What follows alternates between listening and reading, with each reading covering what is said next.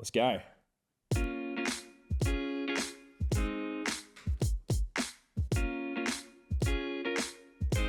Sounds good. I'm gonna get that. Yeah. DJ Southwell.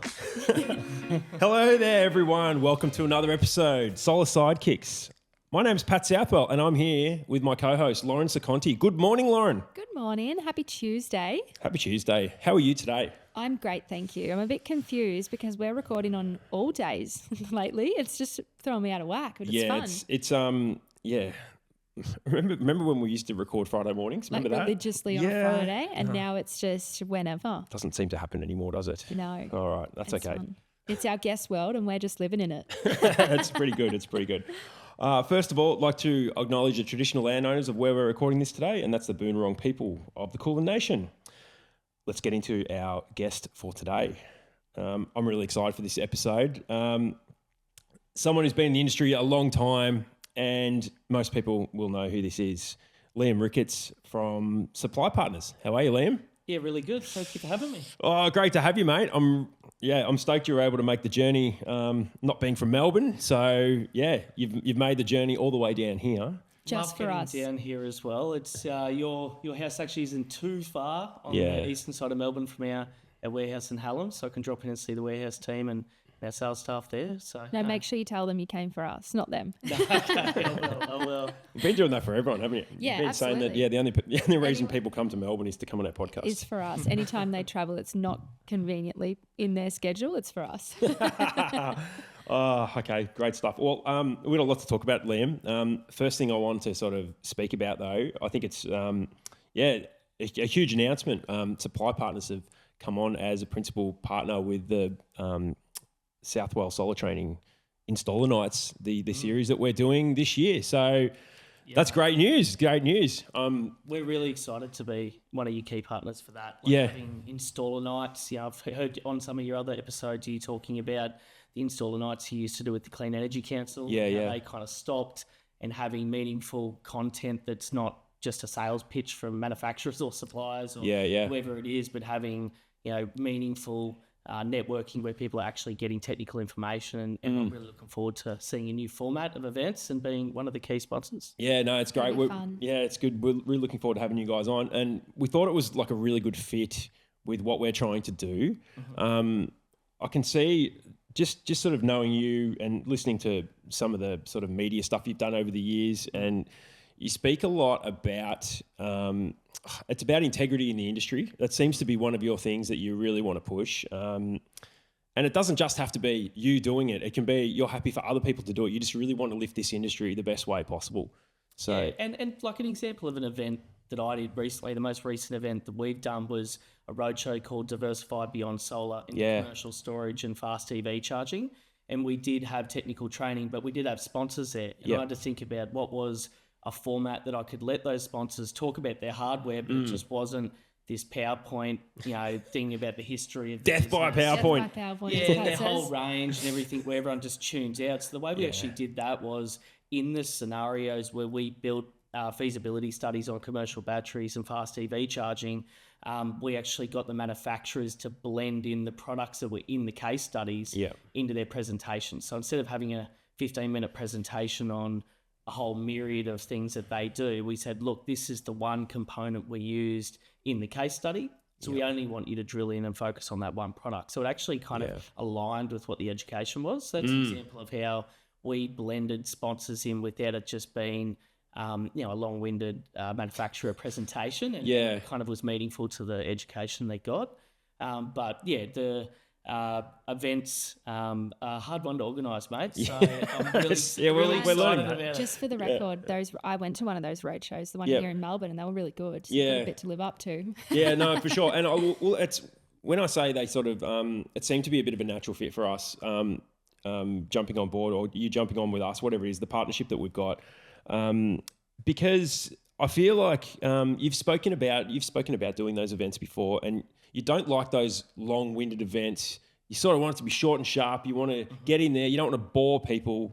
You want it to be impactful. So that's sort of the same vibe that we're going for with these installer nights. I'm hoping to see great installers there, but also people that are in sales, people that run solar retail businesses. for sure. I hope that the format also encourages people that are actually leaders and people that actually run these businesses as well to come along and get meaningful content out of it as well. Yeah, for sure. There's sort of something in that for if you're engaged, if you're employed by a solar retail business, there's sort of something in there for everyone, I think, with these installer nights. I think working in solar as well, everyone's role is so diverse. Yep. Like whether you're in the office, in sales, or an installer can also be a salesperson. Yes. That's right. Yeah, I work in the office. I can also be a subby and a labourer as well. So we really do wear a few different hats. Well, I think you're the ultimate at this, aren't you, Lauren? How many hats have you? I hate all my hats. How many hats have you got? You got a few different coloured hats. Probably about 7, one for each day. Yeah. Something different every day. Oh, okay. Well, there we go. Well, I suppose that's a big announcement for us to be able to announce you guys as partners. So far, the partnership's been good. We've had a good start, I think, with all the stuff we've been working out, and it's out there now. And it's time to deliver. Let's get out there and enjoy delivering some content for these installers and give them something meaningful that they can engage in. So we're happy to be doing that with you guys. 3 weeks away till Melbourne, number 1. 3 weeks Grab tomorrow. tickets. Yeah, absolutely. Grab your tickets. We can put a link in the show notes for the tickets. You've probably been seeing it on social media a fair bit. We're booking it through Try Booking. So, jump on, grab your tickets. Tell your friends, tell your workmates. Jump on for some meaningful content. No sales pitches. It's going to be meaningful content about how to do your job better, how to stay compliant, and there's going to be some great speakers that we're going to be announcing very soon as well. So looking forward to all of that.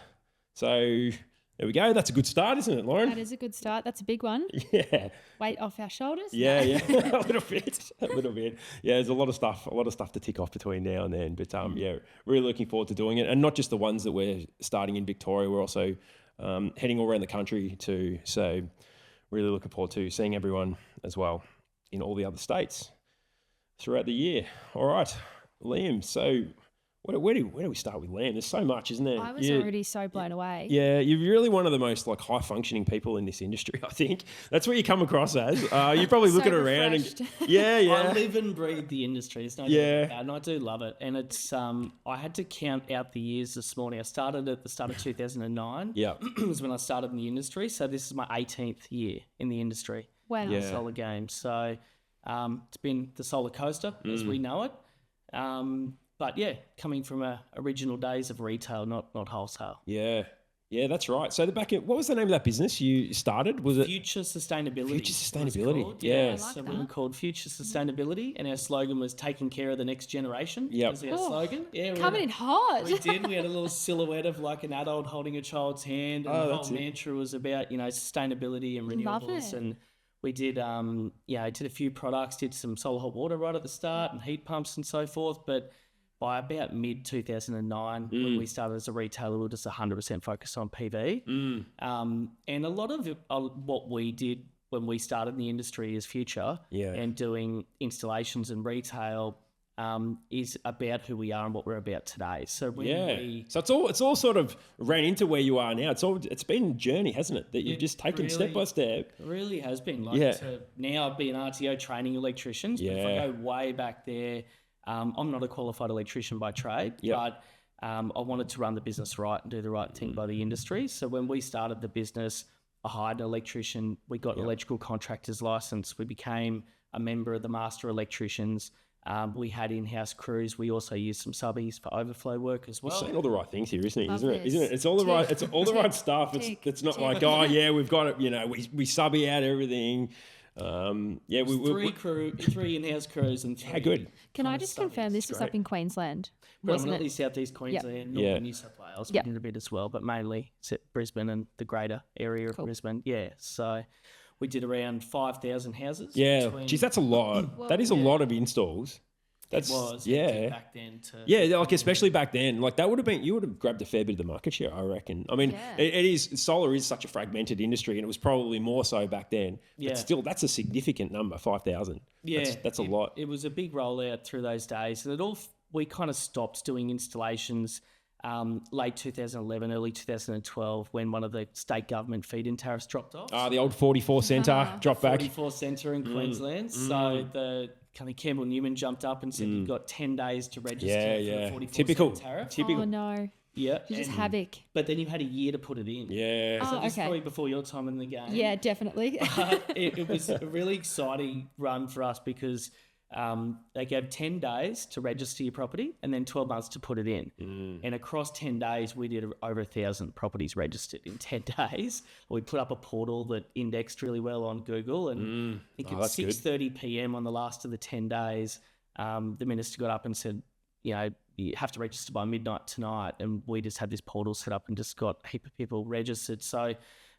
we had a year to put them in after that. And we kind of shut down future sustainability and really focused purely on wholesale from there. Yeah, okay. Rolled out those properties across that 12 months and then reinvested those profits in providing, a lot of credit as we do to great installers now and filling sheds full of stock ready to serve people as a supplier. I suppose That's awesome. Yeah, was that sort of a little bit of a blessing in disguise, that the way that 44 cent wrapped up? Because a lot of people talk about that and saying, it was a nightmare. They pulled the rug from under us and it was really quick. But in some ways, the way you set that portal up, it actually set up your next 12 months and then allowed you to reinvest. And so that actually sounds like you played it really well. Like it did play out really well. Yeah, in regards to the finishing of us in retail and giving us some good capital for the wholesale side of the business. And some certainty as well that you're going to be pulling that revenue in for that next 12 months as well. Yeah, we knew exactly how much we had to do every day to great. put them in across 12 months and had to factor in weather and things going wrong as well. So we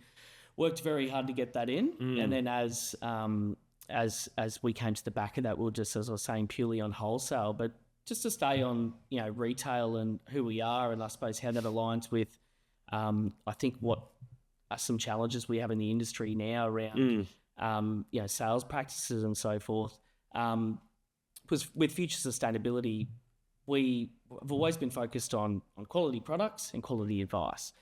In the earlier years when we were Future, the first ever solar panel we did was Hyundai out of South Korea. I remember Hyundai's, And then we did LG out of South Korea. And every single system was installed with either a Power One Italian-made inverter or an SMA German-made inverter. So we literally did not sell one Chinese manufactured product between 2009 and the end of 2011 because we were too concerned about a lot of the poor product coming in, and that was a good reason to think about that. There's that power. It's going to be a lot more expensive for clients as well. It was a premium offer only. That's all we had, but we were just very nervous about all these panels that were coming in those early days from China, and a lot of them were. Yeah, that's right. They were subpar, weren't they? A lot of them were. Yeah, back in those days, pretty much now, most panels, if they're on the list, they're pretty good quality, really. That's the benchmark, really. Yeah, it is. You can even say even the crappy ones are pretty good. To a point anyway. Top tier kind of your Silicon Super League as a reference in China. All those big players do now all make a very good product. But part of our risk profile was to only choose products that had a secure warranty as well. So we chose Hyundai because it was Hyundai Heavy Industries that made the panel, but Hyundai Motor Group and the big brand there, they're not going anywhere to back a warranty. That's right. As it could affect the car sales. Yeah, grab that trust with the customer. Yeah, and the same with LG. We chose LG because they're this big consumer goods product. And even though both those are kind of, Hyundai still around in the market, but LG are out of solar panels, you still do get a warranty with that. You have bought a big brand that they will honour the warranty. And Power One and SMAs, they're all out of their warranty period now, but we literally had no liability on products for their customers that wasn't having a warranty through the whole life, and even today for all those systems that are out there. And when I look even back at sales practices back then, when we started in solar selling under Future Sustainability, we had 8 sales reps out in the field selling in-home. Whoa. And there were no quoting softwares like Open Solar and Pilot and these ones. Bit of paper, pen and paper, or a carbon book. Just Excel spreadsheet. I saw that the other day at the customer's house. This carbon. is a handwritten quote. What is going on here? Yeah. We used to did you have the duplicate copy, or did they give you the top one? I took a photo. I said, can I take a photo of that? That is, I want to frame it. That's classic. Yeah. But it was all just Excel spreadsheets. But when it came to ethics, that's one thing we were always about. And when we were selling solar back then, it was all based on high feed-in tariffs. And if you're an unethical salesperson, the easiest thing to go in and do was say, you're not really going to consume any power and all of it's going to export at the premium rate. And then you could make the return look awesome. even though if you looked at the household power usage, that potentially we're going to chew up half of it Yeah. and offset power back then at probably 20 cents. And then the 44 cents plus retailer top up, the 50 odd cents they were getting for export. Yeah. That is insane. Yeah. It's insane, isn't it? Like how generous it was. Yeah. Yeah. It was 66 in Victoria. I just can't even think of a world Yeah. like that at all. That's That all- is crazy. That was the Still in world. play Yeah. till 2028. Oh, is it Expired really? the Oh, contracts. right. I Yeah. didn't- No way. It's still going. So So there must be a few still out there. if you increase the inverter size or Yeah, change change- the power bill, the name's in, it expires. So your panel. So they're slowly kind Wait, of... change the name on the power bill. Yeah, did so you if say? you bought So a if you house or took move- a lease side or bought a house predominantly and then put the power bill in your name, then Yeah. it'd avoid the 44 cent. And that's it. That's also if you add another system, isn't it? So if you just take, let's say you've got an old SMA, with a, I don't know, whatever they are, 16, I don't know, what was it? 180s. 180 Renes or something like that, Yeah. something like that, right? If you've got that, then you, if you then go to add, whatever it is, go to add a, let's say it's a Fronius with, another 20 panels, you lose your tariff. Is that right? If the inverter size is greater. So Yeah. if there's a 3 kilowatt inverter there, if you replace it with another 3 and put fresh panels up, Yeah. it would still be... Oh no, sorry. What I'm saying is, you leave the old SMA and you add you another add more inverter. capacity That's site, gone, you isn't avoid it? it. Gone, yeah. Yeah. So there's not much flexibility there. The only thing you can really do is add panels to the existing inverter, I think, isn't it? And the average system size back Yeah. then was 2 to 3 kilowatts. Yeah. So then... It's still the average system size now Well, that's for you guys. for new builds. For anyway. new builds. New fields. Yeah. Yeah, it's gone crazy, hasn't it? But the average Yeah. PV size for general What is that now? Is it pushing up towards 10 now? I think it's close to close to 10, It was wouldn't it? 7 for a while. Yeah, it between went 7 and I heard it was 8 and Yeah, yeah, I it's probably think it close would to be Last 10. I heard it was around 10. Yeah, it should be That's about the 9.5 average. now at least. Mm. You would hope so anyway. It's a lot, isn't it? It's a lot of panels We compared just have done our first round of clients have moved in and want a larger system. Oh, really? Ah. Yeah, so they're starting to trickle through There now. must be a gold mine for you guys. Seriously, there's to be so many. There's got to be so many that have got like 5 panels, and then it's like I've got a full roof here with 5 panels. Yeah, pretty much. That's Yeah. why we circle back and we say, Yeah, hey, yeah. now you're in your house for a little bit. You want the solar? You can upgrade. You Yeah, can pretty upgrade. much. Yeah. No, that's good. Oh yeah. Well, yeah, back to feed-in tariff days. Weren't they a lot of fun? And yeah, I think that did set the tone a lot for our industry. And yeah, well, you were talking about though the ethics of sales people in those times. Do you reckon we've sort of well, I don't know if we've turned a corner too much, but do you reckon there's more awareness about that being important now in the industry, like with industry peers? Do you think it's just the vibes changed a little bit? I think there's a lot of quality focused businesses that Yep. really care. Yeah. They're making sure that they're training their sales team to do the right thing. But Yep. unfortunately, there is a lot of cowboys still in the industry. There is, and there's no regulation on salespeople. It's a Yeah. real issue. It's something You've been banging on about this for years. been over 2 years now. Mate, it's it's- really yeah, hard for since sure. I started new energy training. Like we've Yep. got under Supply Partners Group now, our supply partners, purely wholesale distribution, and then we've got New Energy Training, which is a registered training organisation. And when we started that, they did the first recut of all training modules. It was the first time in 11 years, I think it was. So every RTO's had to rewrite all their traditional design and install for PV and battery hybrid courses to align with all the new training guidelines. But with that also came out some modules for salespeople and a more streamlined pathway for non-electricians, salespeople and so forth, Yeah. to become accredited designers. That's not for everyone to go down the full designer route, but with that, I had a vision that I think that salespeople should become accredited. I believe Yep. that's where it should finish one day. And we started a program called Certified Consultant. I think you're a certified Yep. consultant. aren't you? Sure am. Yeah, great. Thank you for jumping in. And it's been a really hard push though, trying Yeah. to get that going, because I go to the conferences and exhibitions and I speak to people that have got sales teams of 20 sales reps that are quality focused, and I tell them about, hey, that let's separate you from the cowboys in the industry and Yep. get some nationally accredited training and a professional short course we have, and get a certified consultant badge and show that you're different from the other sales reps. And a lot of people are like, yes, we back this, Liam. I think it's great. But when it comes down to the brass tacks and you go, yeah, you've got, say, 10 sales reps and it's going to cost X amount per sales rep to get the training, they go, I want to do it, but they can all just go out to sell tomorrow without it. It doesn't change my ability to sell what I'm going to sell tomorrow. So Yeah. I can appreciate that cost is prohibitive, and that's made it hard. Like, we've pushed really hard, and we've had, now a couple of hundred people become certified consultants, or do solar and battery sales professional short course, which is just a module by itself. But without there becoming something within industry that makes it mandatory, we're never going to get the mass uptake.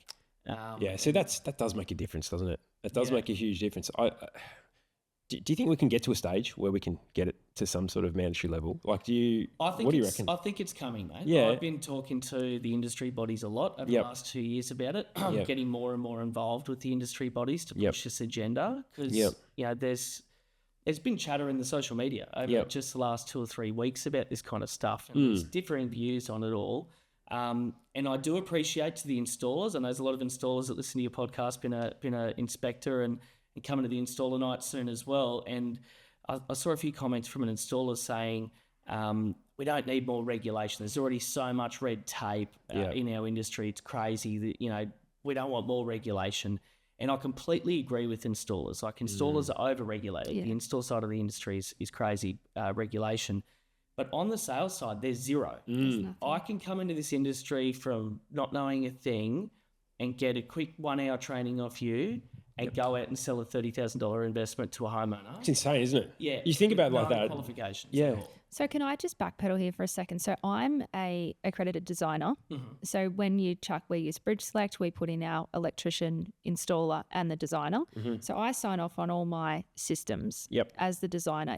Does that should hold some sort of accountability? I think it does. Look, I think that does in your scenario. I think that's you've done the qualification. You understand the design concepts and have got a good understanding of what the industry is like. Because in that training, you do a bit of in some of the modules, I'm sure they talk about what sort of constraints are going to be put on installers, or what is going to be how difficult this sort of is. So I think that's the level you've got is actually really, really good. And there's some sort of liability on me as a designer. Well, to a point there is. Yeah. To a point there is, but it's is still the person often designing the system selling the system? Well, that's the thing. I think that's what Liam is sort of getting at. Like, look, at the moment, you don't actually have to have, like, you can have someone designing it and someone separate selling it, and then nothing comes back onto the person that sells it. The seller, Okay. Well, let's take it one step further. Like, you're completely right. You're a accredited designer, so when you're doing the design, you're signing off on the layout of the system and what the projected generation is. But none of that training for you to become an accredited designer actually went into economic calculations. That's a good point. Biggest side of a sale for solar and battery systems is what is the economic return? And as an accredited designer, you're saying, okay, this system's laid out like this, going to generate this much power. This is how the system will operate. But when it comes to the financial outcomes on the investment, that's not really part of the education. I think they probably touch on it a little bit, I reckon. But I don't. Down to the level of where the complex reckon. electrification journey has gotten to. And not where the issues are. That's not touching on where the pain points are in the industry. There wasn't that much on it. So from the certified consultant course, I got more out of it, how to talk to customers, kind of layman terms in the nicest way possible. The designer course was just very electrical based. And the way you put the panels and this and that, I'm like, holy shit. It doesn't tell you what you've got to speak to the customer about. It doesn't teach you about how to sell the system. It's how to design it and the perfect azimuth and all that stuff. But the consultant course was more about talking to customers and having doing a sales consult with them. That's what it was. So and there's a site inspection module in there. And a site inspection as well. Which was the nationally accredited unit of competency, which was site survey for solar and battery systems. But that was the course we wrote 2 years ago when we started new energy training. What's changed now is with the cheaper home battery scheme coming in under the clean energy regulators page around retailers and what they're meant to do when they're selling a system, the policy or the clean energy regulators page was written in with good intent, I think. They've actually said there should be these written statements given to the homeowner, and it does infer at the point of sale, which I'll get into in a minute, really pisses me off. So the Clean Energy Regulator have put in there that written statements need to be given to the homeowner at the point of sale with a whole list of things such as what's the expected returns, what's the expected life of the system, how do I turn the system on and off, all this information they should at the point of sale. At the point of sale, it's meant to be. If you read the retailer page, it says that's all the information they should get. What? Yeah, I know. Well, probably a lot of people don't know this. Well, maybe they do, but Well, there's a little template on there which says download this PDF template, and there's a few tick boxes on it, and then the installer, who is the one that signs off on everything. So all of this sales conduct is what the installer signs off on. So if you're an installer worried about more regulation, you should be behind this because you're the one signing off on the dodgy sales practices sometimes. So But often the installers are dodgy as well. yeah, okay. Well, let's not cross that bridge yet. I know. Sorry. Yeah. it's that too. But Cut. but the written statements part, it's only part of the handover pack when you hand over the electrical test certificate and the warranty documents and so forth on the install date. So if I sell a system today and it gets installed in 6 weeks' time, quite often the homeowner, or pretty much always, the homeowner's only getting that written statement at the day of install. And it's been installed normally. So Usually, there's no install. Yeah, it's at the end. It's everything's done. What is that statement? What is it? Is that's not the STC record? No. To say that. No, It's something it's different. part of the cheaper home batteries disclosure requirements to the homeowner. But when I've spoken to the CER about this and I've spoken to STC traders, it's not part of the audit process. So even though it's in there, it's not actually. If you mislead, you won't have any opportunity of getting breached on. Is it mandatory? Do you know, is that mandatory or is that a recommendation? That template's mandatory to be put in the paperwork pack. Is but that right? It has no meaning at the moment, it's my concern. So what I'm lobbying for is the date. Shit. This is what I'm lobbying for. If you do a sales contract with today's date on it, Yeah. the written statement should also have today's date on it. Yep. And then the salesperson who gave the advice. And then if that advice is completely misleading, then that salesperson, and this is where accreditation is required against the salesperson, not the business, against the individual, then when there's an audit done, it should be able to be seen that salesperson gave inappropriate advice. On Absolutely. Gosh, that would just wash away so many shitty salespeople because they would have something that ties them to that install. You'll be able to kick out the Cowboys. Yeah. That's all you want to Imagine do. that. Imagine that. That's insane. So I suppose the only time when it would be acceptable to get that handover pack, get that written, what do you call it, written statement, whatever it is. Yeah. The written statement in the handover pack would be if you did the sale, the install, and the handover all in the same day. Now that's not going to happen, is it? It's not going to happen. Lead I wonder if that times, has happened. no. I wonder if that has happened ever. I'm sure it has. I'm sure it happened You'd have once. to be Maybe. a pretty shitty installer if you're not booked out for at least 2 Yeah, weeks. true. Like with fair enough. everything that's happening, Fair enough. there's no way. No, fair enough. No, that's a really good point. That really should be enforced. Honestly, that sounds like the framework's there. It is. It's been put in place for a reason. It's And very half-assed. similar to, I was speaking to one of the STC traders, Dan Sullivan from Form Bay, actually runs a good trader there and a good IT platform. And he said under their PRC scheme, they do get a nomination form, it's called, under the New South Wales PRC scheme, which has to be date stamped at the same date as the sales contract. So all the STC traders already have the code written, ready to order this stuff. Yeah, it's So I'm not already even done. creating a big impost on everyone to go and recreate the world. There's already the processes on all the STC trading apps to get as long as they do the New South Wales PRC scheme, to get their nomination form and the date stamp has to align with the sales contract. Yeah. That's already set up. So you can just repurpose that code and we can do it tomorrow. But it takes the CER to change their requirement that it has to be date stamped and actually do what their intention of what they've written is. Interesting. Do you know? I don't know if you know the answer to this. Is this to make it mandatory? Is that a legislative requirement, or would they be able to be someone from the CER go, we're doing this now, or would it be the minister? Do you know? For the written statements to be audited, the CER could just change their audit process, and then that would be in place straight away. Let's go, CR. Yeah, let's go CER. Hope they're listening. I've got a feeling they will be. I've got a feeling they will be for sure. But in regards to accreditation against salespeople, that's really a thing for SAA. Yeah, of course. And for all the training companies to kind of get behind and create a nationally recognised unit of competency around sales practices that can actually be delivered by RTOs. So we have an RTO, but I'm doing this for the betterment of the whole industry. I think that if we can get this up, it won't just be my RTO, it'll be all RTOs will be able to write a course to meet the criteria, as long as we get it put up on scope the huntertracker.gov. This has got to happen. Honestly, this It's really insane. this really needs to happen. Like you talking before about installers saying we don't need more regulation or we don't need more Completely imposts agree put on it. Yeah, this is just going to make their life so much easier and better because you're going to have actually something that can fall back on someone else that's not you. Yeah, this is it. It all falls on the installer at the moment, doesn't it? Pretty does. much. It all falls on the installer. So, yeah, if you're working for like dodgy sales companies, like Dodgy the buck retailers. stops with you. Retailers, yeah. The buck stops with you as the installer in most of the time, doesn't it? Yeah. So, And if you're new to the industry as well and you're dipping your toes in solar and you just reach out to a retailer, you often don't know if they're shit or not. yeah. Like you just wait to get burnt over, Yeah. which is really Burnt terrifying. over. Burnt, what is it? Burnt over. Oh, I think it's either bent over or burnt. Burnt over. Burnt over. Burnt over? Burnt is what I meant. Well, talking about stuff on the socials, I see some of the installers that are subcontractors by the look of it that have put up, I went to a house and the homeowner was told you'll never have a power bill again. Yeah. And I'm putting in a 10 kilowatt hour battery and a 6.6, something crazy like that they've got high power consumption. It's like, that's completely misleading. And they're like, I feel wrong about what they've bought. Yeah. But I'm here with the work order and I'm going to put it in. Yeah. Well, they've got to eat. Yeah. But this is what it comes down to. This is what it comes down to. And a lot of them are working at low margins. And even in this environment, maybe not getting paid what they should because it's all the price crunch, it is still a price driven market, whether we like it or not.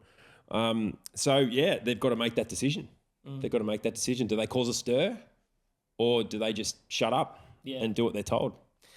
Yeah, well, I think it must be frustrating to the Absolutely. installers, especially when they know they've been dodgy sales practices to get that deal across the line. But there was the Net CC created, which I think was created in good intention. A lot of the industry hate it because they think it's just a pretty pointless thing that's a cost. Yep. It does protect consumers in certain ways, but it's only putting the retailer as being responsible. Yeah. So if I own a retail business like I did back in the day and I have a team of sales reps, I can sign up to the Net CC. I can say, hey, we're here to do the right thing by the consumer. I train people to sell ethically.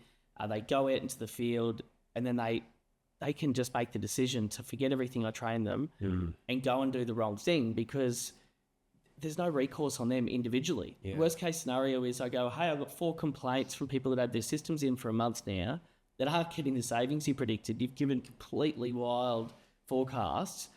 You're fired. Fire the person from my business. Then they just go and get a job with the next solar company down the street. Yeah, there should be a license number tied to, if you sold me a system, it should be Southwell, license number this.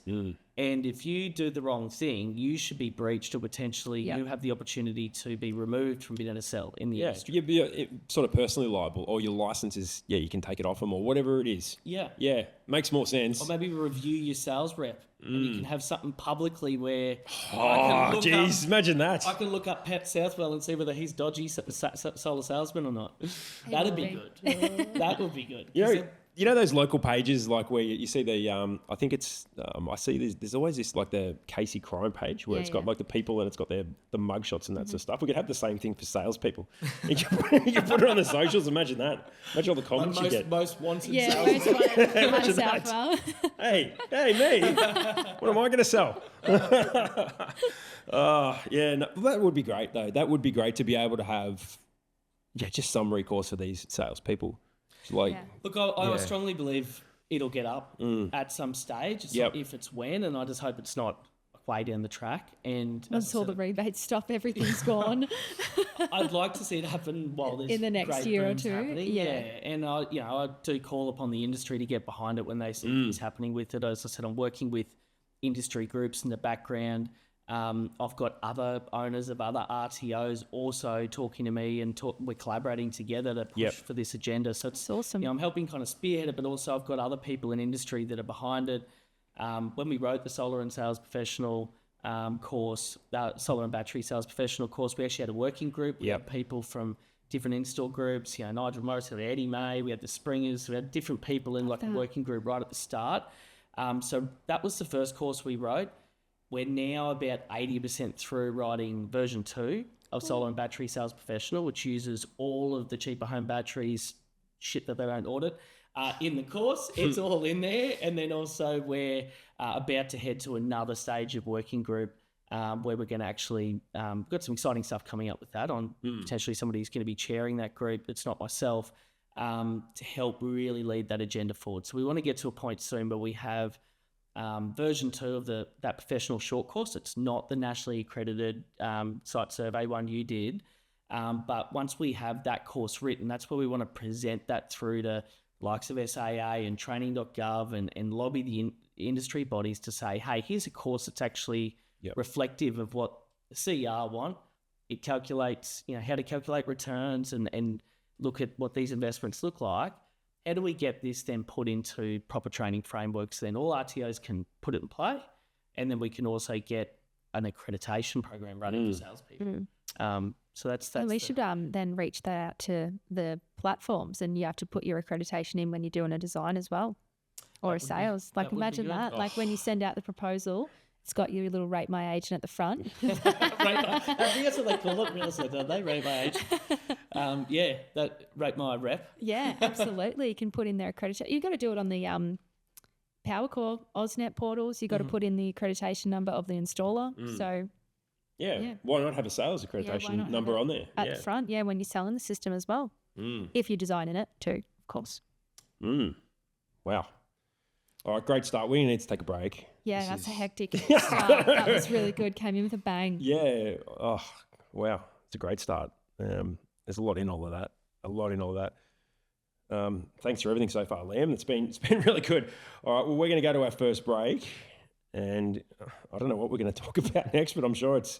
I want to circle, but I want to keep talking about this. Yeah, okay. Well, we can. There's lots happening at the moment, and lots to talk to Liam about.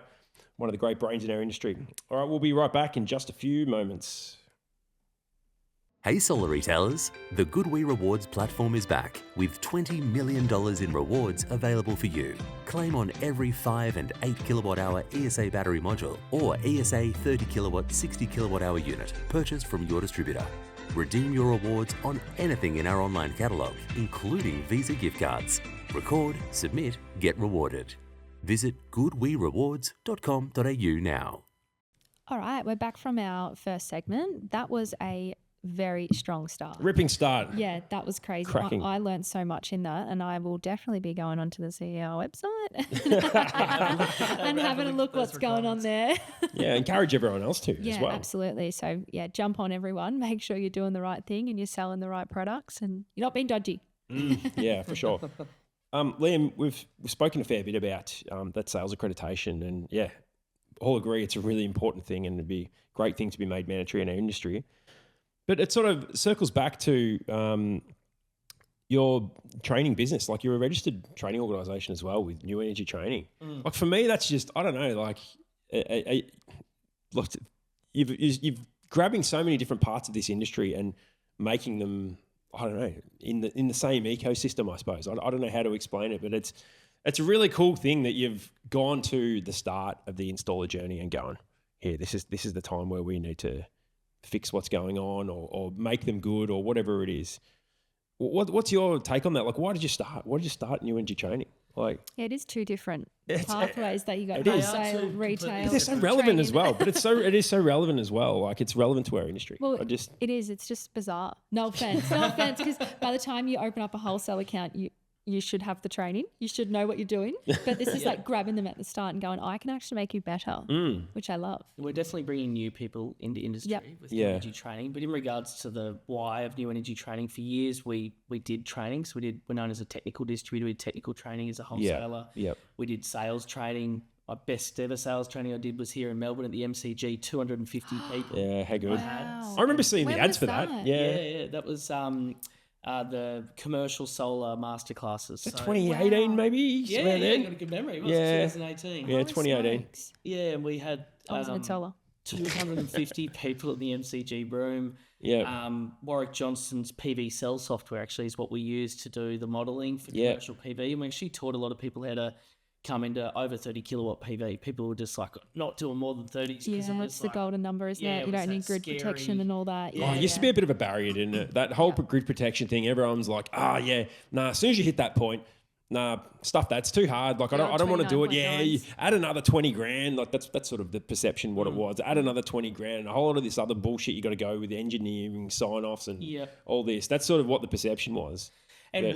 we did this really successful roadshow where we, I think, helped a lot of people break through that barrier and do it.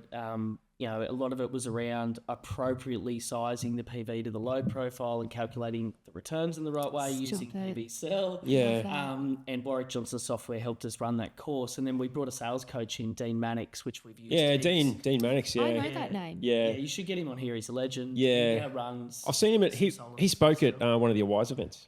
Oh, Yeah, a few years ago.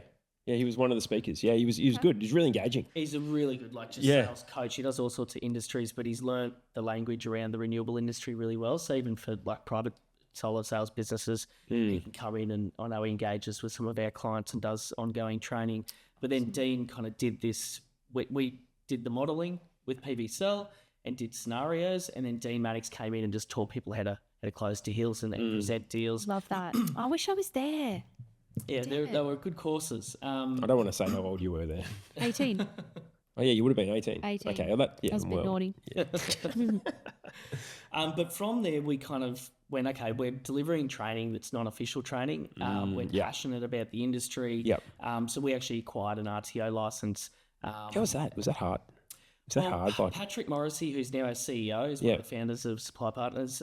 His father actually been running RTOs for around 20 years. So he came in not from running RTOs doing renewables, but doing education. yeah, okay. Nationally accredited training. So he came in and with 20 years experience to run the compliance of the business. So we acquired his license. He came in to run the compliance. And then we actually got Israel Vogel at a Queensland TAFE. Legend. Been writing the courses there and delivering the courses at Queensland TAFE for around 7 years. And he still installs on weekends. So he's probably best in class trainer. So we actually got, a really good 20 years experience compliance person from an RTO, and then got somebody who'd been doing solar courses for the last 7 years who is still a solar and battery installer to write the courses. So we pretty much had a really good platform to start the RTO as a credible You're picking all RTO. really good brains, putting them in one room. Exactly. Yeah, Get the right people yeah, around exactly. you, and you create a good business. What about the paperwork side of the application and all that to become an RTO? Like, I don't know, you don't strike me as someone who would enjoy that type of work. No, Like- it's not me, mate. I'm like, what's the idea? How do I help execute it? What's the next one? Yeah. Delegate. Yeah. It's not my thing. But as I said, Patrick's father initially. Yeah, okay. came So- I keep in- thinking he's calling you Patrick. Oh, sorry, no, No. Patrick Morrissey, our CEO, and one of the founders, as I said, his father ran RTOs for years, and he came in and did the compliance. How's Yeah, that? okay. So That's that was, awesome. yeah. But now he's gone into retirement. Now we've now hired a guy who's from an RTO background for years, Yep. Rowan. So Rowan's now running all the compliance and running as a general manager of the RTO company. And now we've got 4 trainers. We've got the Brisbane training facility fitted out, so we've got a classroom and a prac centre fitted there. Awesome. We're moving into a new warehouse in Wetherill Park right now, which the opening of Western Sydney. yeah, everyone seems to be. But we were that's in where at it is. Rydalmere. We're now moving into Wetherill Park. So under construction right now is our training centre at Wetherill Park. So we'll have a full Awesome. prac centre there and coming classroom. up. And then just down the road from here in Hallam, Mm-hmm. we'll have our training centre getting constructed there straight after Sydney. Great. We'll have a permanent training wall and a classroom all fitted out here in Melbourne. So we'll have 3 training centres. So New Energy Training now does design and install for PV, battery hybrid, off-grid, designer pathways, site surveys, and now some professional short courses. We're motivated this year to try to educate 1,000 students. So we want to, that's electricians, traditional work. So we want to put 1,000 electricians this year through their solar or battery tickets or off-grid tickets, and hopefully see more traction happen in the sales space. So Awesome. That's cool. what courses are for the non-electricians? At the moment, you can do the site survey for solar and battery systems for nationally accredited courses, or you can do the accredited designer, which you are. And then in professional short courses, we got ones called Solar and Battery Essentials, which is really for like if you hired a new person in your business who doesn't really know all the myriad of acronyms and all this shit we talk about every day. Yeah. a lot of people we find are buying that course just to induct staff. So they might say, hey, we're inducting you, we're going to enroll you in this course. That's a really good idea. Understand all the language we use. And then there's the solar and battery sales professional course, which is, my baby at the moment. So I'm trying to get that one, version 2 out, and then we can Have I done that one? drive some change. You did version 1 of it with the certified consultant. Okay, So this is to get a version 2. certified consultant badge, you did site survey, solar and battery essentials, and solar and battery sales professional. Trifecta. So you've done all three. Done all three. All three. So you get that badge. Do you get an actual badge? You did get the badge. Yeah, and, and my certificate's in the office. Do you wear the badge? No, but my certificate is on the mantelpiece. Oh, Yeah. Nice. okay. Right. Very good. Yeah. Nice. Good work. Yeah, absolutely. I'm like, I worked hard. Proud. Be I worked proud. hard for that. Be proud of it. And to be honest, I was actually really hungover on the second day. I was so hungover, Fiax laws about it. I just, we got up to no good on the night before. Our laws went a few Yeah, drinks, it was horrible on the Thursday, and I came in and I just was not having a good time. But I was so close to pulling out. The 2 solar losses and that sounds like might be a bit dangerous. Didn't go down well at all. She goes, "Do you want me to get you a champagne?" I'm like, "Actually, yes." So no, it's good fun. We went to a site in Dandenong and we did like an off-site inspection. Yeah. And I remember just getting in the car going, "Oh, I'm just going to throw up in this car." But it was so fun. We actually got our CEO in to do it as well. Oh, awesome. Yeah, because we just thought, well, we're going out here selling these systems. We're doing these these site inspections. Why don't you come out and see what it's like? And she learned so much. And Megan as well, our hot water legend, she did it as well because she's often having these conversations around heat pumps and they're asking about solar as well. Mm-hmm. And traditionally in our business, it's kind of like you either do heat pump or you do PV. So that crossover, she learned so much from it. And the whole team were pretty impressed with it. We put, I think, 5 of us through it. Yeah, that I do course. remember. Yeah, right. And it was, we had such a good day and really good team bonding as well, as if we don't do enough of it. But it was, you don't really get to do training with your staff that much unless it's about a product. We definitely don't all do a site survey as a group. Yeah, exactly we do right. that one in person and go off site and actually go to a building and do a site Yeah. survey together as a group. Everyone's got their... Oh, that'd be fun. Yeah. That'd be fun Yeah, doing we had that. a high vis on. It was Yeah. it was really good. We had Iggy was our trainer. Okay. Iggy, I think Iggy or Izzy. He was awesome. It was Yeah. good. Yeah. Great. Oh, Yeah, that's- I would definitely recommend going through those courses, everyone. It was really fun. Yeah, and all your staff feel like they got a fair bit out of it as well. Yeah, absolutely. It was more so like the 2 sales boys that we put through it, they kind of were quite aware about what was going on, but it was Megsy and Lise, our CEO, and Megsy, the heat pump legend. They were taken away. They were kind of like, whoa, there is a lot that you have to know and take into consideration. It's not just putting panels up on a roof. It's all the other things that you have to worry about, like switchboard location, power lines, like where the power's coming in.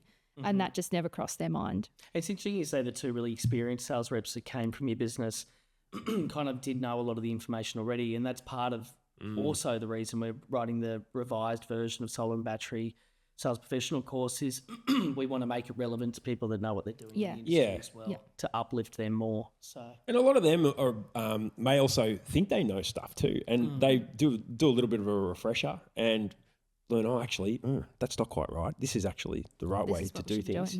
Yeah. One area where everything's changed and no one, no one that's been in our industry can say that they understand all of this being in the industry a long time is around virtual power plants, market arbitrage selling on new wholesale models, all of these kind of things. How do I put together an expected return based on certain inputs on a VPP or on going onto the wholesale market? What are the forecasted wholesale prices? What are the risks you're going into by going into one of these models? So many layers to it. Yeah. Expected return when you have existing solar, which is what a lot of people are doing when they're installing these batteries.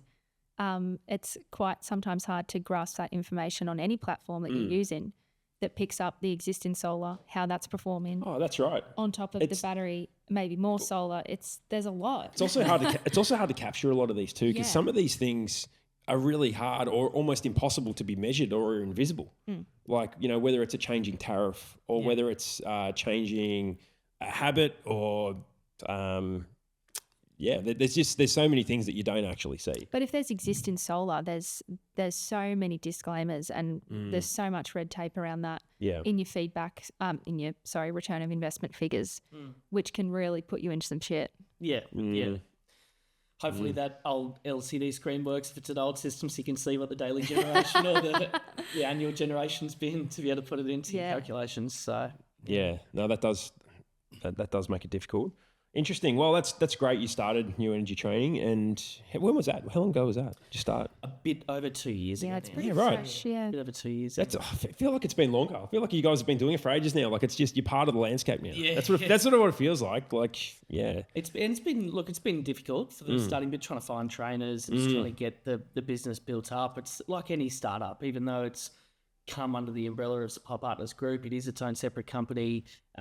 It has had to be treated like a startup. Startup, it usually take about 2 years until they're scratching their own ass, and they're starting to scratch its own backside now. So we're on a good trajectory. Are you still finding it difficulty getting trainers, like bringing them in? We just onboarded we've got a mixture of contract trainers and full-time employed trainers. So we do have more of a network now. So we're building more and more. Any good trainers out there, let us know. Yeah, and shout out to Israel, who is still installing, because all of my TAFE teachers, except for David Tolliday, we'll mention, they no longer install or they no longer do work. And this is their second pathway to educate people, because they've been doing it for 20 years or something. And I'm like, okay, here we go.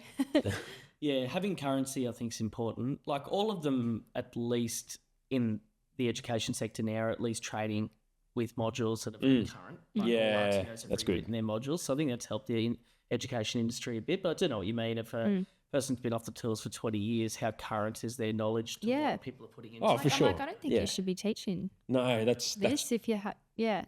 There's been so many changes since you last picked up a pair of pliers, but okay, cool. Yeah, that's it. You don't want someone coming in with the wrong attitude, thinking, we work as a team and we do it my way, sort of thing, and they're just going over old stuff that's just not relevant anymore. You really don't. Look, I'll be objective there as well. Like, when in the actual prac centres, you're obviously getting the latest hardware, of course, provided there, and they are getting put up on mock walls and commissioned and decommissioned on a daily basis. So there is still, I suppose, recent hardware, but I do know what you mean. Like the little things that happen on site, capturing, where you're trainer like Israel, who's still out there on the tools on a weekend.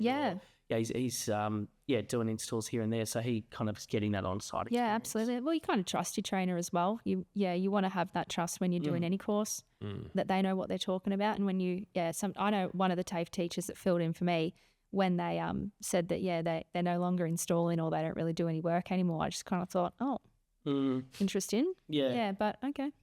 You hold some sort of license to teach, so.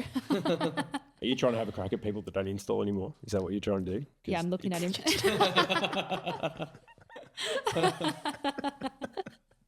Sorry. It's a bit of a running joke at the moment, isn't it? I think you've mentioned that in every episode this season so far, that I don't install anymore. That's right. You get up on the roof, so that's just good, isn't it? I do get on the roof. You do get on the roof. So that's good. Yeah. Sometimes I watch the installers. Come down the road to Hallam and just hang a system if you want on the training wall and pull it back down if you want. I don't know if my shoulders are going to allow me to do that. I'm not that bad. I'm all right. I'm still all right. I'll give you a chop out. I got you. Just trying to think of the last install I did. It's been probably about a month since I've been down on the tools. Is it? Yeah. Oh, you poor thing. I know. I'm missing it. I'm getting itchy. It's annoying that it's so, I'm like, it looks so nice. Sticking to the white collar work. Yes, I know, which I'm glued to my desk at the moment, but I love it. So it's good. No, that's great. Wouldn't mind, Liam, moving into a little bit of sort of what's going on in Supply Partners at the moment. It seems to be a little bit of a hot topic with panel prices. I'm so far removed from this, but I'm hearing whispers. Actually, they're turning more into sort of screams now. Like panel prices are on the rise. Is this what's happening? Yeah, it is. It's a big thing that's changing in the industry. Like over the last 10 years, panel prices have only just come down. Gone down. Yeah. And I was talking to you in the break about it. Like if you quoted a job 3 months ago, quite often over the last 10 years, when you go to buy the panels, are potentially cheaper than what you quoted for price. And you just go cha-ching, straight in the back pocket. You ripper. Cream jobs. Yeah. Yep. Oh yeah, and if you've got a big book ahead of you of like a lot of jobs, and you've used a lot higher input price, then you can buy them cheaper. Yeah. The profit can be massive. Yeah. Across a big book of jobs.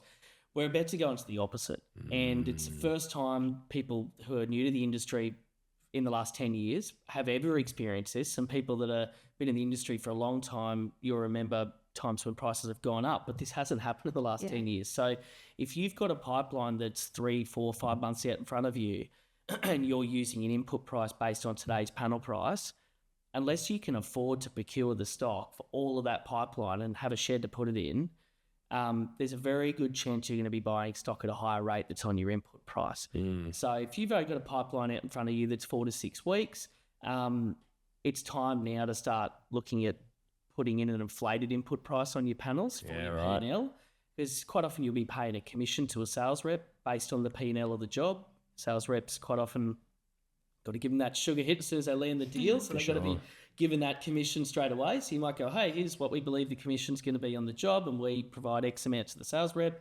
Last thing you want to be doing is as a business owner, is providing commissions that end up being maybe your whole margin of your job or something. I doubt they'll be that close. But what I would recommend to people is looking at what is my input price I'm using for future quotes, and just inflating that input, so then at least you're factoring in an increase. And do you have that figure? Do you have a rough figure that we can tell? Yeah, and time frame. Like I want to hear, is it like, is it 20% over 3 months, or is it, I don't know, what have you got a rough idea what we're looking at the moment? It's hard to know for sure as well. Sure. It's a moving thing at the moment. The one thing I would probably say is you've got the value-added tax in China, which is getting removed from the 1st of April. So that's 9%. So basically at the moment, the Chinese government give to solar panel manufacturers a 9% tax incentive to the manufacturers. That goes to zero from the 1st of April. What's that? They're just trying to change the dynamic, I think, of the manufacturing industry in China. There's a lot of low-grade manufacturers still in the industry. I think they're trying to weed some of them out. Cool. And I think they're just seeing too much dumping of stock. So they're just going, hey, we'll get rid of this 9%. See who fishes That's essentially going to move it up by about circa 10% by itself. And then on top of that, you've had input costs like aluminium, glass. It's all gone up. You've had the cost of freight, raw materials going up. And then also the FX against the Chinese RMB against the US dollar. So Chinese currency against the US dollar, we usually look at AUD against the USD, but the Chinese RMB against the US dollar affects the input price of goods they're buying, such as the silicon and aluminium. So all these things we're hearing is at least another 10% again. So we're looking at minimum of circa 20% increase happening over time. Now the timing of this is going to be interesting to watch. Right now we're procuring panels without the change in the VAT. So some people are taking a position on some panels right now and doing that. So if people have the capital to be able to buy the panels and have the space to store them, I'd encourage them to buy some forward stock. If they don't, work with their suppliers. I had a customer ask me the other day, can I just lock out on my input prices on my panels to say the end of April when the rebate changes? I know what I'm kind of going to do between now and then. Unfortunately, it's very difficult for us to just hold that price unless people can actually. What a risk there, geez. On that stock. So let's work together, and that's why I'm saying to people, let's look at what your input prices are you using on your P&Ls and start treating it like you are buying at the increase. If you can manage to procure some stock, or you can still find some deals on stock and it doesn't affect your profits and you're using a higher inflated rate, then it'll be like the good old days when the prices went down, you pocket a bit more profit. But last thing you want to do is have the job go the opposite direction to what you thought. So interesting. Panel prices is one.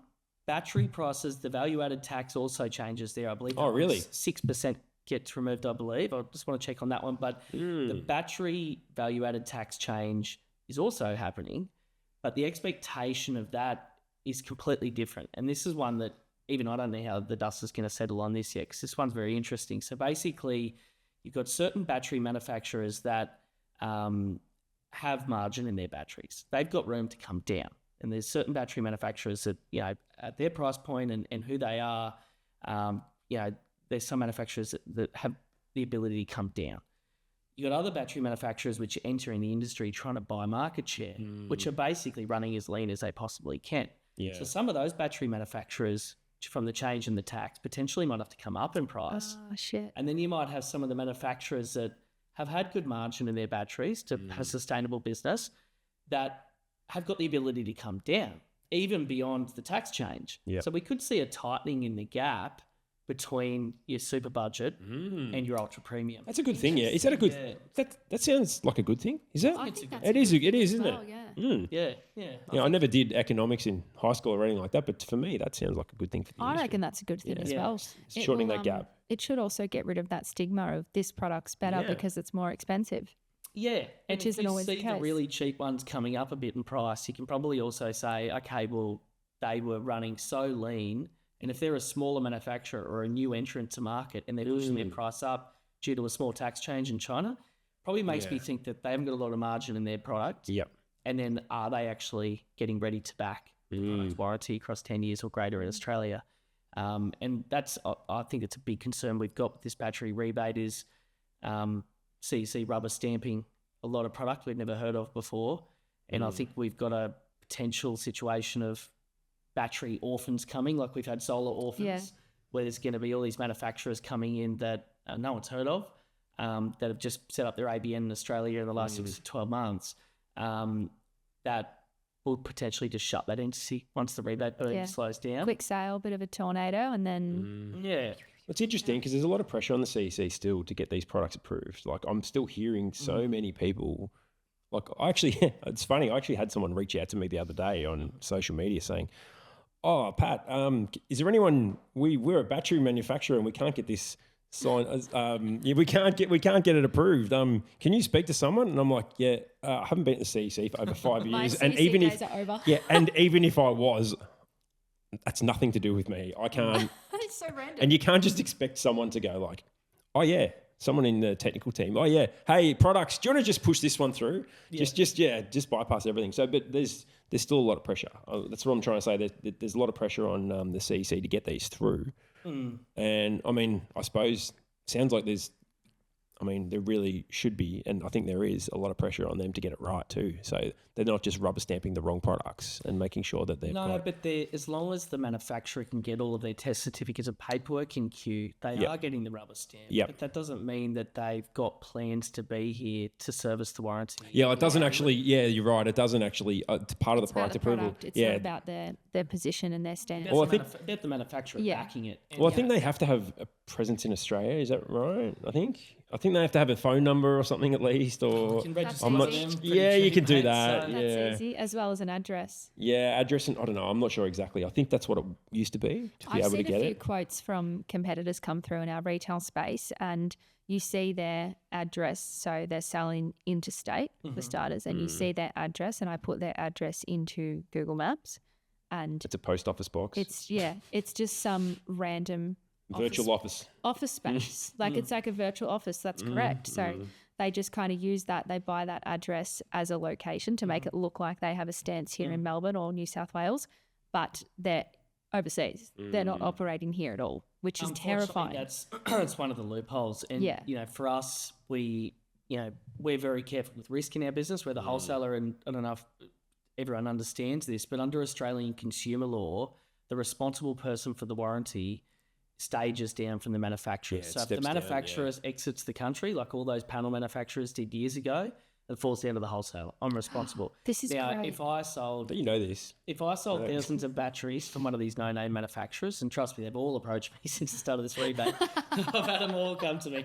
If I took on one of these battery manufacturers that's been in the market for like a year's time now, and started selling that product, sold 1,000 houses worth, and all of a sudden they had a recall or they had product failure at a high percentage, and they left the country, I have to bankroll that.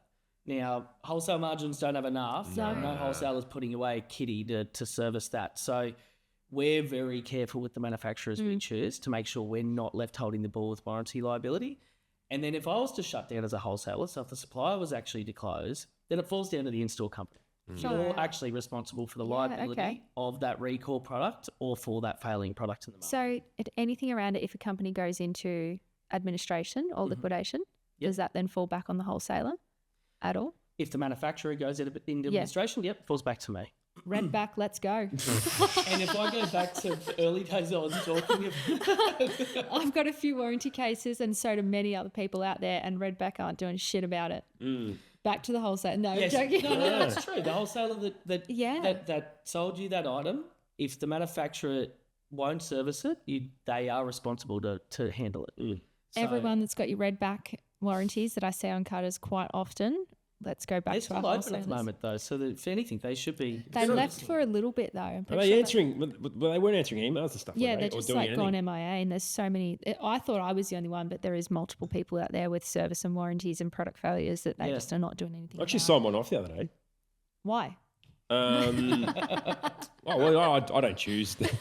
You should see some of the shit I Decline. get. You should see that on the CS and go, sorry. Sorry, I'm not doing red I'm back. not servicing that. Yeah, you can stick it. Yeah. Oh, some of the things I do see that, like some of the brands, I'm like, oh, jeez. Oh, I shouldn't be doing I don't know. Like I if don't- we go back to all those solar orphans way back, Yeah. I think someone did a report years ago. I think it was Marcus Lambert actually when he was at LG. Yeah. Did a report on the website of all the panel brands that left. I think it was over 250 brands or something had left the market. And I remember all the wholesalers that actually shut their doors and went into administration back then because they jumped on all these Yeah. no-name panels and distributed 100 containers of them. And then the product just started failing and delaminating. Manufacturer wasn't around and they shut the doors. And yeah, some of the smaller wholesalers that are bringing on these no-name batteries that might exit after the rebate, I do wonder how the hell they're going to handle Yeah, that. it's terrifying. So yeah, if it's one piece of advice I give, it's just look at the product you're selling. Yeah, we sell a limited amount. There's many there's other good products in the market too. Just look at how long they've been in business for. Have they had an Australian office here for a while? Do they have a team of people in this country, or do they just fly? So That's a important, big isn't one. it? So Yeah. important. Yeah, That's a big one, isn't it? so, just looking at those things, is the company been around for years? Have they got a team established in Australia? Have they got proven outcomes with warranty service? And if those things tick a box, you're making some good steps there to hopefully protect your business. It's the service and warranty that's huge. I've said this before, but we don't have a service and warranty team at Six Star because we have those partnerships with our wholesalers that we use and the brands as well that we should be able to lean on them. And it puts so much ease on our team that we don't have to worry about that. We can rely on our OEMs or the panel brands and stuff as well as the wholesalers. So yeah, you really have to do your research on who you partner with. Make sure they're good. Yeah, it's so important, isn't it? You can't just go with the cheapest. Like it's just absolutely not. it's just Yeah, absolutely not. Good stuff. All right, well, let's go to our final break now. Another good session. That was good. All right, we'll wrap up. There's probably a couple of other things we want to talk about. I know there's one thing in particular Lauren wants to chat about, so I'll talk to you in a minute. Oh shit. No, that's all good. All right, we'll go to our final break and we'll be back to wrap the show up. Tired of scrambling for CPD points at the last minute? With Southwell Solar Training, you can earn all 100 points for your accreditation without leaving home and without wasting time on boring, irrelevant courses.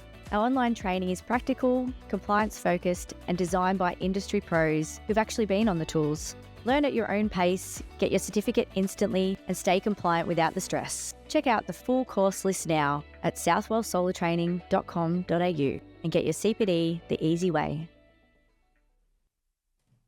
We are back from our final break.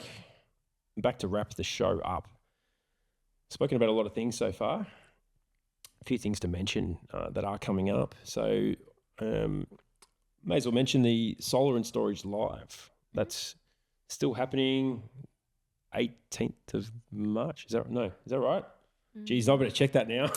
Yeah, in Brisbane. Let's double check that It is date. in March. Yeah. It's in March. I think it's the 18th. Okay, I'll run with the 18th. Yeah, let's go with that. 18th of March. So that's Solar and Storage Live in the Brisbane Convention Centre. Convention Centre, yeah. Brisbane Convention Centre. Another good event. Smart Energy as well. Smart Energy, yeah. That's Sydney. That's in May. Yeah, that's going to be another very big event. I feel like that's going to get a little bit bigger this year. Yeah, I Just think from so what as well.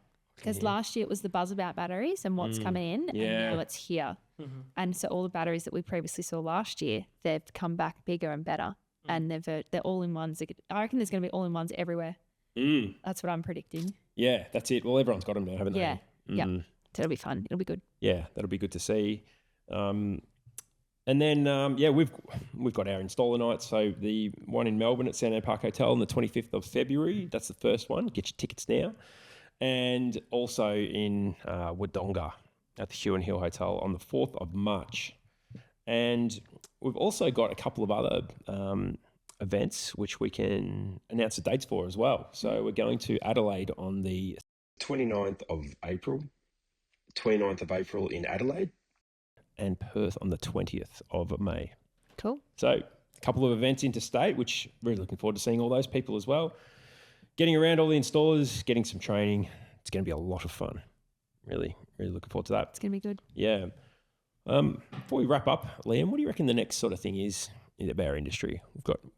There's been a lot of history now. There's a lot of stuff that's gone down. Happens really quick in our industry. What do you reckon the next big thing is? It's such a broad question because who bloody knows? And which pathway do you go down as well? Yeah, but I'm interested what Liam says because you seem to see things quite early if they're going to be big. That's what it comes across to me as. You've been able to see a vision of what's happening and go, I'm going to jump on this early and be part of making it happen. I don't know. Is that what you try and do? I feel that. I always try to have a look what I think's coming next. Yeah. Stay in front of the curve. Yeah. It's just how my mind ticks, I think. Yeah. I can see that. Yeah. I can definitely see that. Yeah. I think the industry's in a state of change right now. Electrification, I think, is probably the word to say. Is electrification. We all know that. You're out there consulting with people in homes. People are looking at electrifying their whole home, but also that's now starting to incorporate their transport as well, like their car.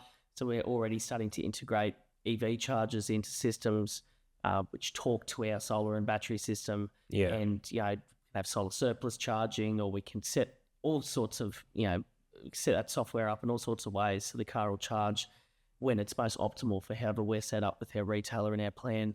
But if I was to say the next bit I'm kind of excited about is vehicle to grid. And I know we've been hearing about it for the last couple of years. I just asked you, V2G. I was asking Pat during the break, what was that date that 4777 standard changed to allow vehicle to grid? Yeah, it's longer than I thought. But 2024 is the published date of the current 4777.1 standard, and it's got a whole lot of stuff in there about vehicle to grid. And EV chargers. Basically, started to allow it to happen. Basically, on the Australian grid, pretty much. But for the first period there, after that legislation or that standard changed, nothing really happened.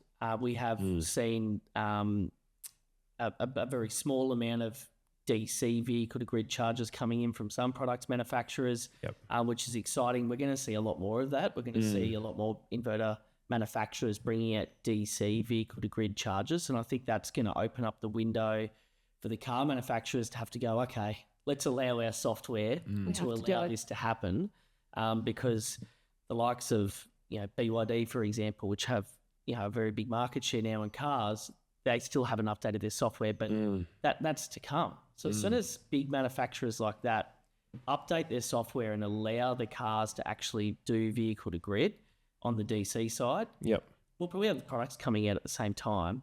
And then we've got a whole new value equation to sell to people. We're going out and saying, hey, I can monetize that electric car you have in your garage. We're going to put in this solar and a battery, but let's put in a DC charger that can do vehicle to grid. And out of your car, you may be happy to offer 50% of your battery for market activity. And we can actually make an income stream off your car. It changes the whole investment of buying maybe a more expensive carb in a EV over a combustion. You'll have that many people jump in EVs as soon as that comes into play. That stigma around EVs will flush out the door, I think, really quickly. I don't want to say solar salespeople are going to be car salespeople, but I wouldn't be surprised though if that is a solar salesperson is actually having at least a conversation. I'm not saying they're selling the car. They could be some people, you never know, but they're at least probably going to be having a conversation with somebody about, if you buy or you have an electric car, I can actually look at improving the economics of that car. So regardless of whether you want to tarnish your name saying they sell cars, you're probably going to be having this is my prediction, you're probably going to be having a conversation with somebody about the car that's in their driveway or the car they're going to buy, and how your investment in a solar and battery system with a vehicle to grid charger can monetize that battery on wheels that you have. So that's what I see as the next thing. And I touched on DC vehicle to grid, but there's also the opportunity, and I think this one's a really hard one to happen, which is AC vehicle to grid charging. Basically, you have an AC charger, but I think that one's going to be more of a tricky one because you're kind of relying on the onboard inverter in the car to allow bidirectional charging, and so you just more runtime on that product. That's probably going to cause. You're just basically hammering the car's inverter to play the market. Yeah, I challenge car manufacturers to 4777 approve your onboard car inverter. If you do that, I reckon you'll sell a lot more cars. Is that even on their whiteboard? Like I just put it on there. Yeah, the IDs board, all the pins are just going towards AC charging. Could you imagine someone from, I don't know, whether it's BYD or I don't know, whoever it is, another manufacturer who hasn't been in batteries, let's say Kia, right? Kia, they don't have solar batteries and inverters, do they? No, they don't. Could you imagine them having to like ring up the CEC going, why isn't my car inverter approved yet? Let's talk about the inverter approval. Yeah. It's going to be weird. Yeah, that's interesting. I wonder where I'm interested to know where that space will go and how long. Yeah, how far it will go and how long it will take us to get there. That is very interesting. It is on the car manufacturers at the moment, isn't it? With that, there's been a couple of electric car manufacturers that have small volume of cars out. I think it's the Nissan Leaf, F-150 Lightning, which there's a very small volume of them on the road that the software allows vehicle to grid with DC vehicle to grid charger. So as I was saying, it takes just some of the big brands that have volume on the roads to all of a sudden say there's an over-the-air update and you can do vehicle to grid. That's when it begins. Yeah, is it as simple as that? Just something it's as simple as them allowing it to a firmware upgrade. Yeah. And if you had you don't have to trade cars in or anything like that. It's just software upgrade. It's easy. And a vehicle to grid charger product with your inverter. Yeah, of course. Yeah. Interesting. That's cool. Nissan Leaf, is that still around? It's not, is it? They're still around. Yeah, they're still out. Are they still being manufactured though? I think, did I hear somewhere that they were going to bring out a new one? Maybe. That's what I thought. I think I heard that. I thought Nissan Leafs were done. Yeah. Like they're still obviously on the road, but I don't know if they're being made. I've not seen any new looking ones around. No. You see the old ones there. All the original EV legacy people had them. Yeah. And a couple of clients. The EV Combi, that looks pretty slick. Is that new, is it? Yeah. Oh, I haven't seen that. Volkswagen Combi. Looks pretty cool. Saw one on the road the other day. Okay, cool. It looked awesome. Did you get all the GPO outlets and everything for like a full camper set up to you? I didn't see it. I saw it. I saw one drive in. I didn't actually. It's got like multiple outlets, has it? Oh, no, I was just asking. Oh, right. The BYD, the Shark has one in the tray. Yeah, I've got one in my one in the Kia. Yeah, there's a G. BYD Shark. I've got all the PowerPoints and stuff in the tray. Yeah. Oh, there you go. Do you want to buy one? I got one for sale at the moment. Really? Yeah. I love mine. No, it's not ours. It's our installers. He's moving on to a van. Okay. Back to a van. He tried it, didn't like it. So if anyone wants a BYD Shark, let me know. Interesting. All black. You are selling cars now. Yeah. Fuck, I had to. Shit. Jeez, Lauren. It just happened. Hello. Oh, no. Unbelievable. Oh, what's this world coming to? We've got to get rid of that. No, that's staying. There's no way I'm editing that out. There's no way. That was a trap. You're an asshole. Anyone? Don't go to what is it? Carsales.com. Just come and see Lawrence Aconti, the used car salesperson. Absolutely. Selling solar and cars. Go direct. Oh, that was Go direct. Sorry, that's funny. guys. While we're on EVs, I didn't mention the last episode because it did happen. I took my EV on the first long trip. How'd you go? Yeah, really good. Yeah, so did a trip down to Lakes Entrance and back, and we actually went the scenic route on the way down because, just like any other mental person in the industry, I ended up doing jobs on the way down there. So I did like 4 jobs on the way. So we took the scenic route down to Lakes Entrance, and it took us all day to get there. Shout out to Joe and the kids who have to put up with you doing an inspection. Yeah, you're out of control. Yeah, I know. What were they, battery or solar? A combination. Had a combination. Yeah, a couple of batteries. So you're just on the roof. Kids are just chilling. Joe's just chilling out as well. Yeah. We took the dog as well. So yeah, Milo. They take Milo out for a walk. Oh my gosh. So I'm just here to inspect your solar, and my whole family is here as well. Yeah. I love that. Yeah, basically. Yeah, but pretty much that's what it was. Yeah, I hope you don't mind. Yeah, I've got my wife here, the kids, full car. I've got the dog. That is so cool. Got any doggy bag? Any little doggy poo bags just so we can take it? Any treats? Yeah. No. So anyway, we did that. I ended up doing a few charges on the way, so I was slightly nervous on my way down, just not having done many long trips before. Had an issue with one of the chargers at Leongatha. Wasn't working? It wasn't working. There's one around the corner. And then the other thing I wanted to mention is something I didn't really see coming is when you get an EV, you join this like EV cult sort of thing of other EV people. So we ran into a family who was charging and we had to wait for the charger. And you end up having a discussion and a conversation with them about all this your stuff. EV. Yeah, about the EV. And it's, I don't know, I feel like the family were like quite respectable as well, like respectful with the way they spoke about things. Like I was there looking at the charger going, oh, how long have they got to go? How long have they got to go? And they're like, oh yeah, we'll be over there in a minute, no problem. Like, I wasn't standing there yelling at them or anything like that. I was shaking my fist at give me the charger. My car's going to die. Yeah. So it wasn't quite like that. Had a good chat with them and they were talking about how they've just taken their EV down in the Wilson's Promontory. They've been down there camping and they're just topping up on the way home. And it was actually a really nice thing. Yeah, there you go. Yeah. Then, we stopped there, ended up stopping again in Yarram and I charged. We just had a job not too far away. So, took the dog for a little walk around the park there, charged. And then we had another quick little stop just at dinner while we had dinner in Bairnsdale. Nice. So that was quite easy as well.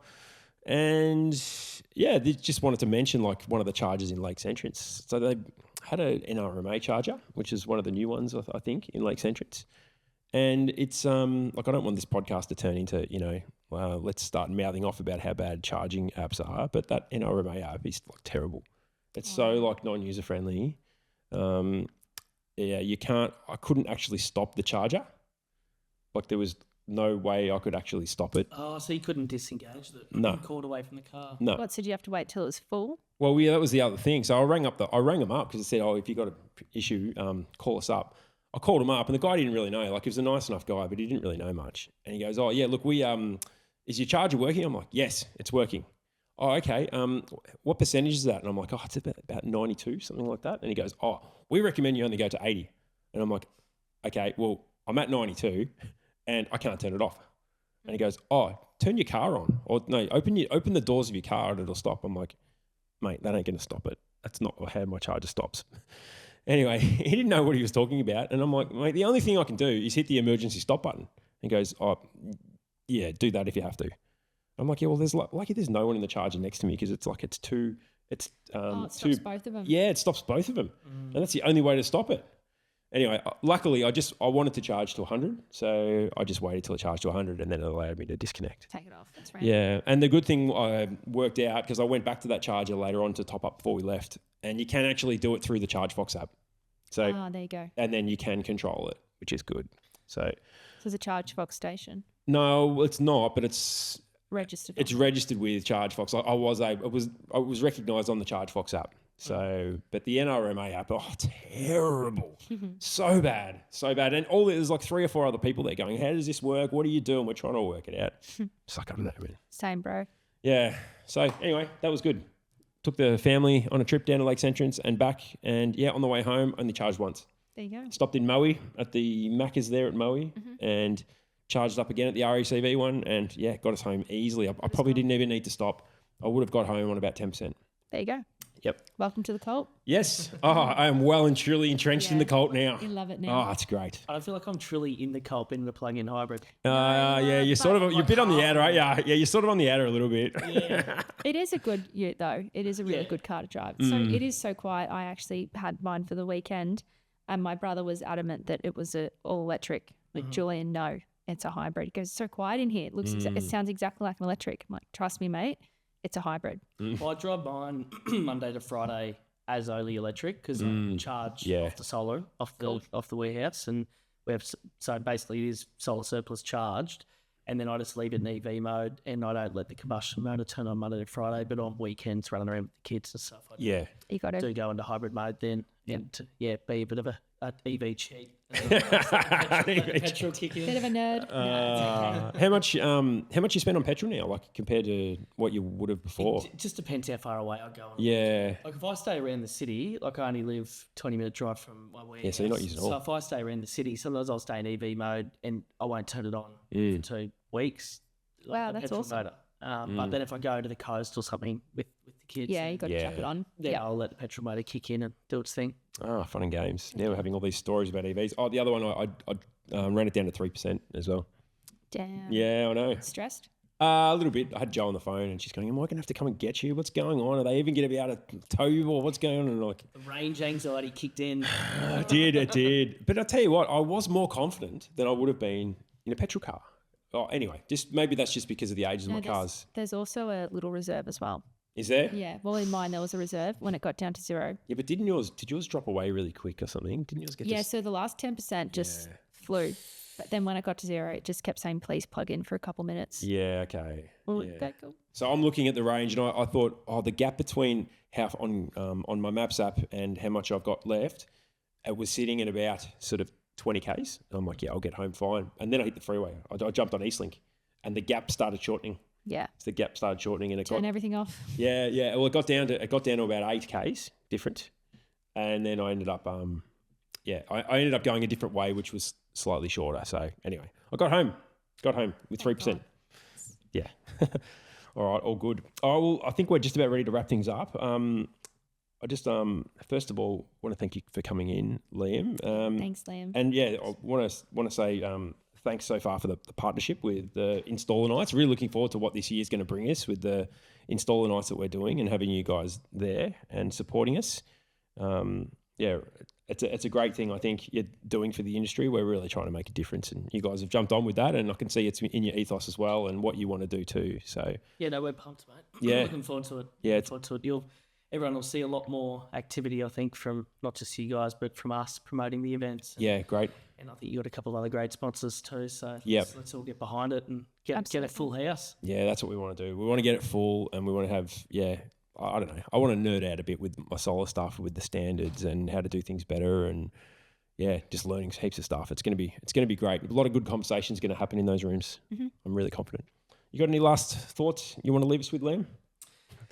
No, not specifically. I think we covered a lot. I think if anything, it's just people just in the industry need to work together and work with each other to handle the stress and the pressure. Like I can tell you, it gets to me sometimes. It gets to all of us. It is a hardcore industry sometimes with all the ups and downs. And we spoke about a few of those little challenges coming up, but just reach out to people. Like, we communicate a lot with our customers, whoever your supplier choice is, whoever your people are within the industry you lean on. But for me, to really just be about trying to keep positive and helping each other out, which I know a lot of us do. So I think we're quite good at this industry of doing that, and it's good to keep saying it too, because Get around each yeah, other. well, we need to keep talking about it, or else we're you're going to forget, or you're going to chase the next sale or the next install or whatever, or have a look at the next panel manufacturer is going to go broke or whatever it is. Whatever you're looking at, it's can be quite overwhelming. So yeah, we can all get through it together though. I reckon.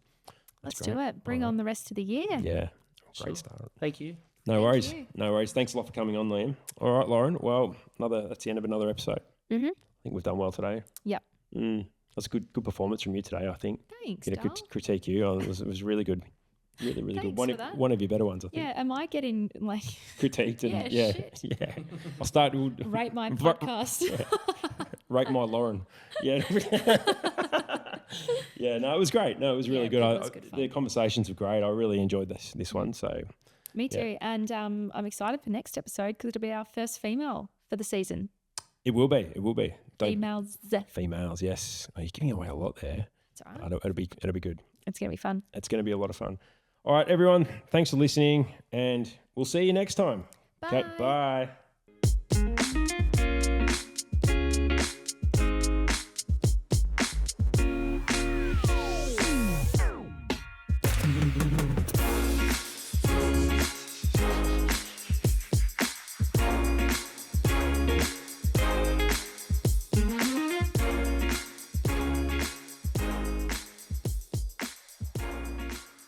Hey.